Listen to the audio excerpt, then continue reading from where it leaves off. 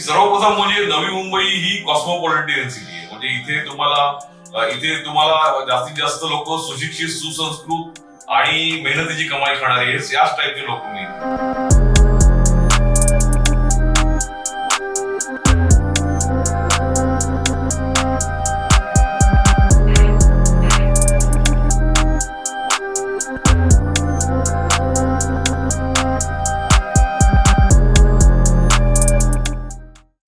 नमस्कार, मी राजेंद्र गरज, उपसंपादक आपलं नवे शहर. रसिक हो, प्रेक्षक हो, नवी आणि परिसरात विविध राजकीय पक्षात कार्यरत राहून योगदान देणाऱ्या कार्यकर्ते तसेच पदाधिकाऱ्यांच्या मुलाखतीचे सदर जे गेली वर्षभराहून अधिक काळ सुरू आहे, त्या अंतर्गत आज आपण आहोत श्री शामभाऊ कदम यांच्या समवेत. शामभाऊ कदम हे आम आदमी पार्टी अर्थात आपचे नवी जिल्हाध्यक्ष म्हणून ऑगस्ट 2021 पासून कार्यरत आहेत. पेशाने ते इंजिनियर आहेत. गेली 35 वर्षाहून अधिक काळ त्यांचं नवंबीत वास्तव्य आहे. टाटा पॉवर यांच्या तुर्भे येथील प्लांटसाठी त्यांनी 15 वर्षाहून अधिक काळ काम केलेलं आहे. त्यानंतर त्यांनी कन्सल्टंट म्हणून 18 वर्ष भारताबाहेर विविध ठिकाणी परदेशात काम केलेलं आहे. पद्मश्री सुभाष पाळेकर जे किफायतशीर शेती यासाठी भारतात ओळखले जातात, त्या शेतीचं काम ते स्वतःच्या गावी करत आहेत. अशा या शामभाऊंकडे नवी आम आदमी पार्टीची जिल्हाध्यक्षपदाची धुरा आलेली आहे. आपण त्यांच्याकडून या पक्षाच्या नवीतील वाटचालीबद्दल जाणून घेणार आहोत. शामभाऊ, आपलं नवे शहरच्या मुलाखतीच्या सदरामध्ये हार्दिक स्वागत. वंदे मातरम. मित्रांनो, सर्वप्रथम मी आपले नवे शहर या दैनिकाचे उपसंपादक श्री राजेंद्रजी घरत यांचे आमच्या आप नवी मुंबईच्या ऑफिसमध्ये स्वागत करतो. त्याच्यानंतर त्यांनी आप नवी मुंबईच्या आमच्या ऑफिसमध्ये येऊन त्यांनी आमच्या आप नवी मुंबई बद्दल माहिती घेण्याची जो त्यांनी प्रयत्न करीत आहेत त्याच्याबद्दल पण त्यांचे मनपूर्वक आभार मानतो. धन्यवाद. शामभाऊजी, मला तुम्हाला पहिला प्रश्न असा विचारायला आवडेल की तुम्ही 35 वर्षाहून अधिक काळ नवी मुंबईचे रहिवासी आहात आणि इथल्या विविध राजकीय, सांस्कृतिक, सामाजिक घडामोडींशी तुम्ही चांगले परिचित असाल. असं असताना इथल्या कोणत्याही प्रस्थापित पक्षात न जाता आम आदमी पार्टी हा भारतीय राजकारणात 2012 नंतर म्हणजे तसा नव्यानेच दाखल झालेला पक्ष आहे. या पक्षात जावं आणि या पक्षाचं काम करावं असं तुम्हाला का वाटतं?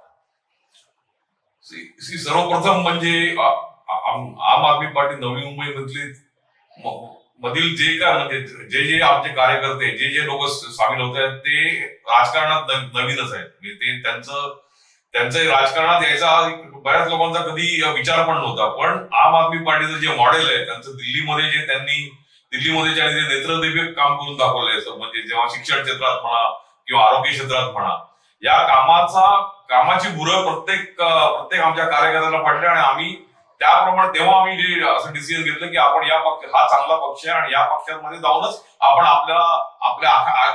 आपल्या ज्या देशसेवेच्या ज्या आपल्या आशा आकांक्षा आहेत त्या आपण पूर्ण करू शकतो. बाकी पार्टीबद्दल आम्हाला नक्कीच कॉन्फिडन्स नव्हता. चांगलं उत्तर दिलं. आम आदमी पार्टी तुलनेने नवा असला तरी पण 3 वेळा दिल्लीचं मुख्यमंत्रीपद या पक्षाकडे आहे आणि त्याखेरीज शेजारच्याच पंजाब राज्यात सुद्धा आम आदमी पार्टीने सत्ता हस्तगत केलेली आहे. त्याशिवाय आता त्यांचा मुख्यमंत्री त्यांनी बसवलेला आहे. भगवंत सिंग मान या मुख्यमंत्र्याने नुकताच नव्या एका घोषणेनुसार आमदारांना किती वेळा आमदार झाले तरी एकदाच निवृत्ती वेतन मिळेल अशी घोषणा केली. आणि इकडे महाराष्ट्रात 300 आमदारांना घरं याबद्दलचा निर्णय झाला होता, जो आता वादग्रस्त ठरतोय आणि त्याबद्दल समाजाच्या विविध स्तरातून वेगवेगळ्या प्रतिक्रिया येतात. तर याबद्दल तुम्ही काय सांगाल? याबद्दल मला एकच म्हणावं असं वाटतं की पहिली गोष्ट म्हणजे आम आदमी पार्टी ही चांगल्या नियतीने आणि सामान्य माणसाचं भलं करण्यासाठी निर्माण झालेली पार्टी आहे. त्याच्यामुळे त्यांचे कुठलेही जे काय त्यांचे डिसिजन्स असतील ते डिसिजन नेहमी सामान्य माणसाचा फेवर करणारच असतात. आणि त्याच अनुषंगाने आज तुम्ही बघाल तर पंजाबमध्ये गव्हर्नमेंट सरकार स्थापन होऊन अजून एक आठवडा पण नाही झाला तर त्यांनी हे सर्वात मोठं डिसिजन की आमदारांची पेन्शन कमी करायचं, म्हणजे जनतेचा टॅक्सचा पैशाचा वायफाय खर्च कसा कमी करायचा याच्यावर त्यांचा नक्कीच जोर असणार आहे. आणि तेच तुम्ही जर पारंपरिक राजकारणातील इतर पक्ष बघितले तर त्यांचा सामान्य माणसावर केंद्रित करणारा त्यांचं कधीच धोरण नसतं. त्याच्यामुळे हाच सर्वात मोठा फरक आहे आम आदमी पार्टी आणि इतर पारंपरिक राजकारणातील इतर पक्षांचा. पण साहेब एक आरोप असाही होतो आम आदमी पार्टी या पक्षावर की केजरीवाल साहेब दिल्लीत पाणी फुकट द्यायला निघाले, वीज फुकट द्यायला निघाले, असं फुकट वाटून सरकारी जी तिजोरी आहे त्या तिजोरीवर परिणाम होणार नाही का, असा एक आरोप अन्य प्रांतातून अन्य राजकीय पक्षांकडून केला जातो. तर त्याला या पक्षाचे नववी जिल्हा प्रमुख म्हणून तुम्ही काय होतात? तेव्हा हे आरोप असले तरी या आरोपामध्ये तुम्ही जर दिल्लीचं बजेट बघितलं तर दिल्ली जेव्हा आम आदमी पार्टी सरकार आलं तेव्हा दिल्लीचं बजेट 30,000 कोटीचं होतं. ते बजेट आम आदमी पार्टी सरकारने 60,000 कोटीपर्यंत वाढवून दाखवले. म्हणजे तुम्हाला आकडे स्पष्टपणे सांगतायत की हा जनतेचा पैसा एवढ्या फुकट सुविधा देऊन पण त्यांनी बजेट दुप्पट करून दाखवलेलं आहे. त्याच्याशिवाय त्यांचं टॅक्स कलेक्शन वाढवून दाखवलेलं आहे. आणि त्याच्याशिवाय हा पैसा म्हणजे जो पैसा आतापर्यंत केजरीवालांचं सर्वात पहिल्या दिवसापासूनच हे म्हणणं आहे की भारतामध्ये टॅलेंटेड लोकांची आणि पैशाची काहीच कमी नाही. प्रचंड पैसा टॅक्सच्या रूपाने भारतामध्ये जमा होत असतो, भारतीय सरकारकडे जमा होत असतो, पण त्याचं युटिलायझेशन प्रॉपर होत नाही. आणि मुख्य म्हणजे भ्रष्टाचारामध्ये तो पैसा पूर्ण जनतेपर्यंत पोहोचत नाही किंवा तो चांगल्या उत्कृष्ट नागरी सुविधांच्या माध्यमातून तो दिसून येत नाही. तुम्ही बघायला गेलं तर हे स्वतः राजीव गांधीचं स्टेटमेंट आहे की 1 रुपयामधले फक्त 15 पैसे शेवटपर्यंत जातात. हे स्वर्गीय राजीव गांधीचं स्टेटमेंट आहे. तर हे यामध्ये सर्वात महत्वाचं म्हणजे आम आदमी पार्टीने करप्शन कमी केल्यामुळे त्या या सर्व सुविधा देऊ शकतात. आणि हे काय लेवलवरची रे नवी हे वेगळ्या प्रकारचं शहर आहे. चंदीगड नंतर नवी शहर असं आहे की जे प्लॅन सिटी, सुनियोजित शहर महानगर म्हणून ओळखले जातात. वेगवेगळ्या शहरांचे वेगवेगळे प्रश्न असतात. तर तुमच्या नजरेतून आम आदमी पार्टीचे नवी जिल्हा अध्यक्ष या नात्याने नवी कोणते प्रश्न तुम्हाला जास्त महत्वाचे वाटतात? प्रामुख्याने नवी मुंबई हे शहर नक्कीच वेल प्लॅन शहर आहे, तिथे सुनियोजित शहर आहे, याबद्दल वाद नाही. पण त्याबरोबर जसं जसं ग्रोथ होत जाते त्याबरोबर जे नागरी सुविधांचे प्रॉब्लेम्सही वाढत जात आहेत.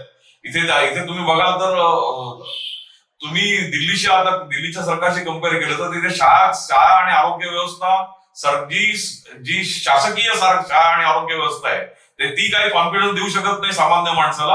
इव्हन गरीबातला गरीब पण माणूस जायला तिथे कचरतो. त्याच्यामुळे शाळा आणि आरोग्य व्यवस्था यावर आमचा फोकस ठेवून शाळा आणि आरोग्य व्यवस्था मध्ये गरीब आणि श्रीमंत सर्वच लोकांना सरकारी शाळा आणि व्यवस्थेबरोबर कॉन्फिडन्स निर्माण करायचं काम आप नवी मुंबई सर्वप्रथम करेल. आम आदमी पार्टी आता तुलनेने इथे नवीन असल्यामुळे तुम्हाला पक्ष बांधणी, सदस्य नोंदणी, वेगवेगळ्या पदाधिकाऱ्यांची निवड, वेगवेगळ्या समित्या स्थापन करणं हे करावं लागत असेल. बूथ स्तरावर तुम्हाला तळागाळात जावं लागत असेल. तर तुम्ही जेव्हा पक्षाच्या बैठका घेता आणि नवी आणि परिसरात जेव्हा तुम्ही फिरता तेव्हा तुम्हाला सर्वसाधारण मतदार नवीचे रहिवासी यांच्याकडून मिळणारा प्रतिसाद कसा आहे आणि पक्षाकडे येणारा जो लोकांचा जो प्रवाह आहे त्याच्यात कोणत्या वयोगटातले लोक जास्त? विशेषतः आम्हाला नवी मुंबईतून आम्हाला समाजाच्या सर्व स्तरातले आणि सर्वच वयोगटातले लोकांकडून उत्कृष्ट प्रतिसाद आहे. कारण आम आदमी पार्टीने लोकांच्या मनात स्थान निर्माण केलेलं आहे. कारण आम आदमी पार्टी पारंपरिक राजकारणाच्या पक्षापेक्षा पूर्णपणे वेगळे. त्याच्यामुळे जे विशेषतः तरुण आणि जे सुशिक्षित सुसंस्कृत तरुण आम आदमी पार्टीकडे अट्रॅक्ट होत जातात आणि आमच्याकडे लोकांचा ओघ खूप वाढलेला आहे. आणि याच्यामध्ये मुख्यतः म्हणजे तुम्ही बघायला गेलं तर तरुणांचा जोडा जास्ती आहे आमच्याकडे.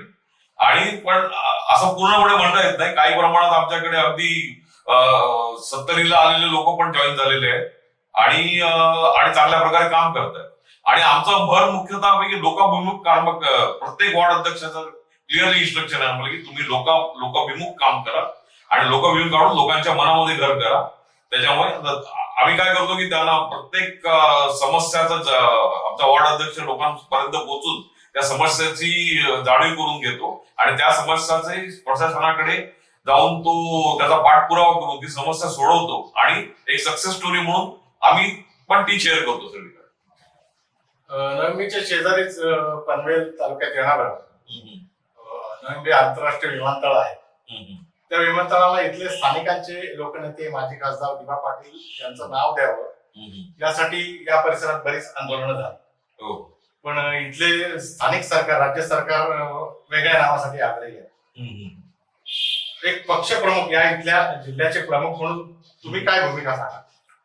एक आम आदमी पार्टी नवी मुंबईचा पक्षप्रमुख ही आमची भूमिका आधीच जाहीर केली की दिबा पाटलांचं नाव नवी मुंबई एअरपोर्टला द्यावं. ही जी भूमिपुत्रांची इच्छा आहे त्या इच्छेला मान देऊन ही मागणी पूर्ण केलीच पाहिजे. आणि आम आदमी पार्टीने ऑफिशियली आम्ही हे स्टेटमेंट डिक्लेअर करून आम्ही या गोष्टीला पाठिंबा डिक्लेअर केले.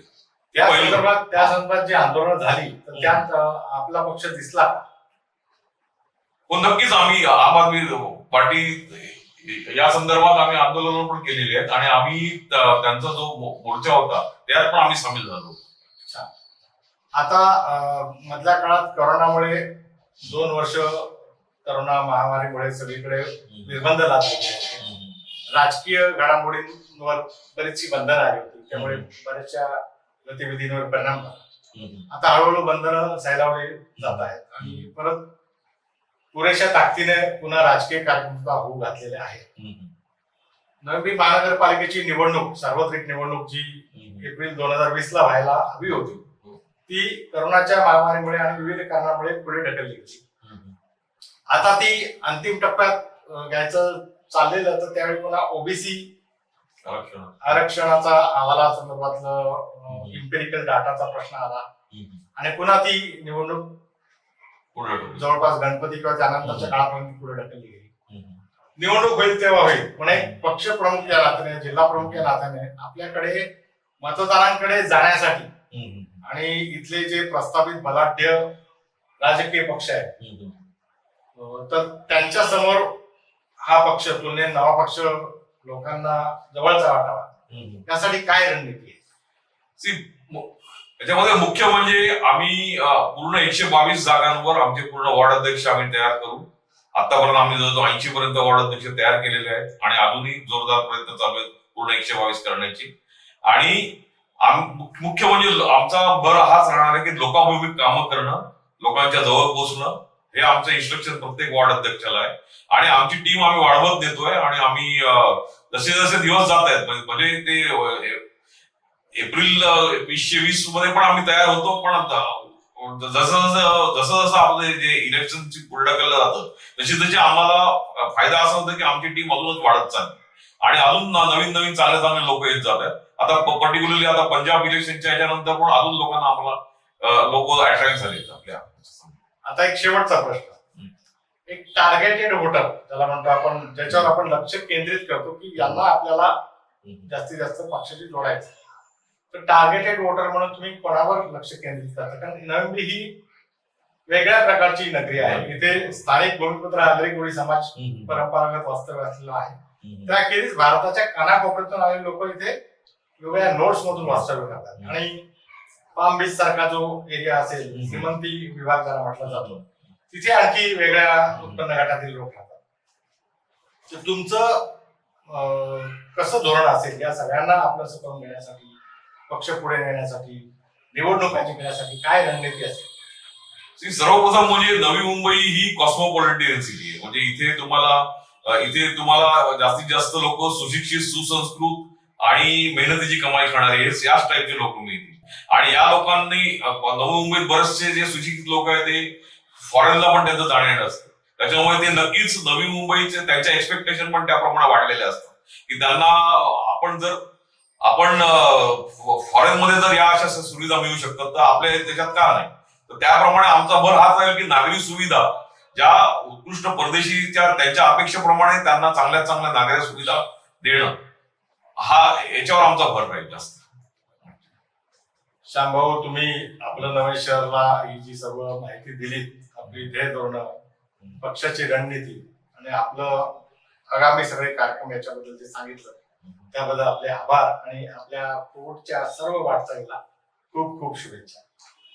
नमस्ते. मी पण घरत साहेबांचं, आपल्या नवे शहरचं आम्ही मनपूर्वक आभार मानतो. तर त्यांनी आम्हाला ही ऑपॉर्च्युनिटी दिली.